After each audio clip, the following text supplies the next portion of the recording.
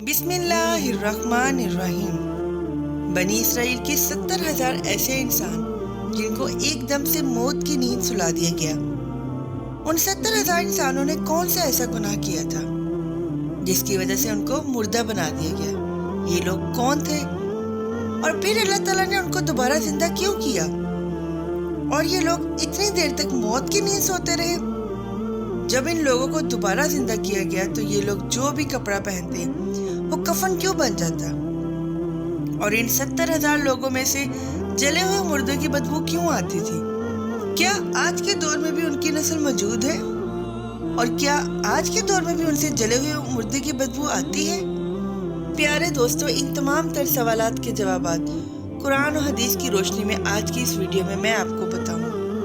لہٰذا آپ سے گزارش ہے کہ ہماری اس ویڈیو کو آخر تک ضرور دیکھیں۔ پیارے دوستو، اس قوم کا واقعہ انتہائی نصیحت انگیز واقعہ ہے جس کو اللہ نے قرآن پاک کی سورہ بقرہ کے اندر بیان فرمایا۔ حضرت حزقیل علیہ السلام حضرت موسیٰ علیہ السلام کے تیسرے خلیفہ ہیں۔ حضرت حزقیل علیہ السلام حضرت موسیٰ علیہ السلام کی صحبت میں بیٹھنے والے تیسرے وہ برگزیدہ نبی ہیں جنہوں نے حضرت موسیٰ علیہ السلام کی بہت زیادہ خدمت کی اور آپ کی صحبت سے فیضیاب ہوئے۔ یہی وجہ تھی کہ حضرت موسیٰ علیہ السلام کی خدمت کی وجہ سے اللہ نے حضرت حزقیل علیہ السلام کو منصب نبوت پر فائز فرمایا۔ حضرت حزقیل علیہ السلام کا لقب ابن العجوز ہے اور آپ کو ذوالکفل بھی کہا جاتا ہے۔ حضرت حزقیل علیہ السلام اس عمر میں پیدا ہوئے جس عمر میں آپ کی والدہ محترمہ بہت بوڑھی ہو چکی تھی۔ اسی وجہ سے آپ کو ابن العجوز یعنی بڑھیا کے بیٹے کہا جاتا ہے۔ اور حضرت حزقیل علیہ السلام نے 70 انبیاء کرام کو اپنی کفالت میں لے کر ان کو قتل سے بچایا تھا، جن کے قتل پر یہودی تلے ہوئے تھے۔ اسی وجہ سے آپ کو ذوالکفل بھی کہا جاتا ہے۔ اور آپ کو بھی اللہ نے قتل ہونے سے محفوظ رکھا اور آپ برسوں زندہ رہ کر دین کی خدمت کرتے رہے اور اللہ کا پیغام دنیا تک پہنچاتے رہے۔ پیارے دوستو، اب بات کرتے ہیں ان 70,000 افراد کی جن کو موت کی نیند نے سلا دیا اور پھر اس کے بعد اللہ کے حکم سے ان کو کیوں زندہ کیا گیا۔ پیارے دوستو، یہ 70,000 بنی اسرائیل کے لوگ حضرت حزقیل علیہ السلام کی قوم میں سے تھے۔ یہ لوگ حضرت حزقیل علیہ السلام کے شہر میں آباد تھے اور اس شہر کے اندر طاعون کی بیماری پھیل گئی تھی۔ اس وبا کے پھیل جانے کی وجہ سے ان لوگوں پر موت کا خوف سوار ہو گیا۔ یہ تمام لوگ موت کے ڈر سے اور موت سے بچنے کے لیے اس شہر کو چھوڑ کر ایک جنگل کی طرف بھاگ گئے اور اسی جنگل میں چھپ کر اپنی زندگی گزارنے لگے۔ اللہ کو ان لوگوں کی یہ حرکت سخت ناپسند آئی، چنانچہ اللہ نے عذاب دینے والے ایک فرشتے کو اس جنگل کی طرف بھیجا۔ اللہ کے حکم کے مطابق وہ فرشتہ اس جنگل کی طرف آیا اور ایک پہاڑ کی آڑ میں چھپ کر ایک زوردار اور خوفناک چیخ ماری اور یہ الفاظ کہے، تمام لوگ مر جاؤ۔ چنانچہ اللہ کے حکم سے وہ تمام کے تمام 70,000 انسان ایک دم سے موت کی نیند سو گئے۔ پیارے دوستو، 70,000 انسانوں پر یہ موت بغیر کسی بیماری کے ایک دم سے اچانک واقع ہوئی۔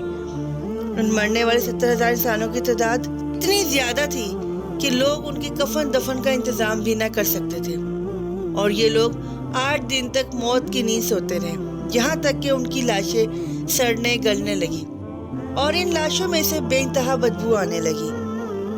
وہ بدبو اس کے اطراف میں اور پورے شہر کے اندر پھیل گئی۔ چنانچہ کچھ لوگوں نے ان پر رحم کھا کر ان کے چاروں طرف پر ایک بڑی دیوار کھڑی کر دی تاکہ ان کی لاشیں درندوں سے محفوظ رہیں۔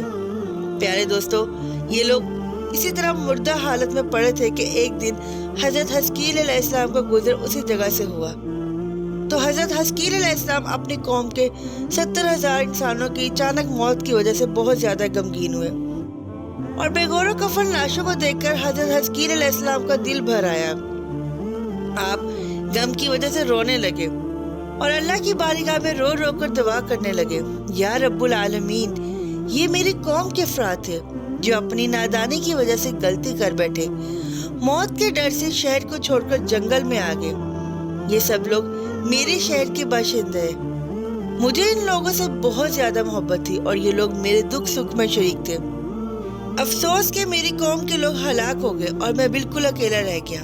یا رب العالمین، یہ قوم تھی جو تیری حمد کرتی تھی اور تیری توحید کا اعلان کرتی تھی۔ اور تیری کبریائی کا خطبہ پڑھتے تھے، اور آپ اسی طرح رو رو کر اللہ کی بارگاہ میں دعا کر رہے تھے کہ اچانک اللہ کی طرف سے وحی نازل ہو گئی۔ اے حزقیل علیہ السلام، آپ ان بکھری ہوئی ہڈیوں سے فرما دیجئے، اے ہڈیوں، بے شک اللہ تمہیں حکم فرماتا ہے کہ تم اکٹھا ہو جانا۔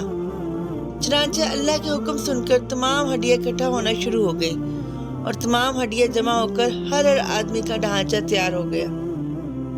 پھر اس کے بعد دوسری وحی نازل ہوئی کہ اے حزقیل علیہ السلام، آپ ان ڈھانچوں سے فرما دیجئے کہ تم کو اللہ کا حکم ہے کہ تم گوشت پہن لو۔ چنانچہ اللہ کا یہ حکم سنتے ہی تمام ہڈیوں پر گوشت چڑھ گیا۔ پھر اس کے بعد تیسری وحی نازل ہوئی جس کے اندر اللہ نے حکم ارشاد فرمایا، اے حزقیل علیہ السلام، آپ ان مردوں سے کہہ دیجئے کہ اللہ کے حکم سے اٹھ کھڑے ہوں۔ چنانچہ حضرت حزقیل علیہ السلام نے اللہ کا یہ حکم دیا کہ اللہ کے حکم سے اٹھ کھڑے ہو۔ چنانچہ حضرت حزقیل علیہ السلام کو یہ حکم پاتے ہی تمام کے تمام 70,000 مردے کچھ کلمات پڑھتے ہوئے اٹھ کھڑے ہوئے۔ اس طرح جب یہ 70,000 مردے دوبارہ زندہ ہوئے تو یہ تمام لوگ اس جنگل سے نکل کر اپنے شہر میں دوبارہ آباد ہوئے اور اپنی عمروں کی مدت تک دوبارہ زندہ رہے۔ ان 70,000 مرنے والوں کو انسانوں پر زندہ ہونے کے بعد موت کا اتنا نشان باقی رہا کہ ان کی اولاد کے جسموں سے سڑی ہوئی لاش کی بدبو آتی تھی، اور یہ لوگ جو بھی لباس پہنتے وہ کفن بن جاتا تھا، اور قبر کے اندر جس طرح کفن گندا ہو جاتا اسی طرح ان کا لباس میلا ہو جایا کرتا تھا۔ چنانچہ یہ اثرات آج تک ان یہودیوں کی نسل میں پائے جاتے ہیں جو ان مرنے والے 70,000 انسانوں کی نسل میں سے ہیں، اور آج بھی ان یہودیوں کے جسم سے سڑے ہوئے مردوں کی بدبو آتی ہے۔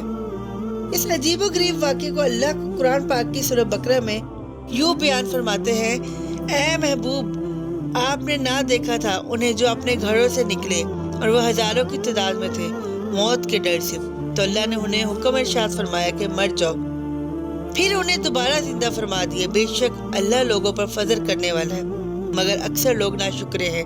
پیارے دوستو، اس واقعے سے معلوم ہوا کہ انسان جتنی بھی کوشش کر لے وہ موت سے نہیں بچ سکتا، چاہے وہ کہیں بھی چھپ جائے۔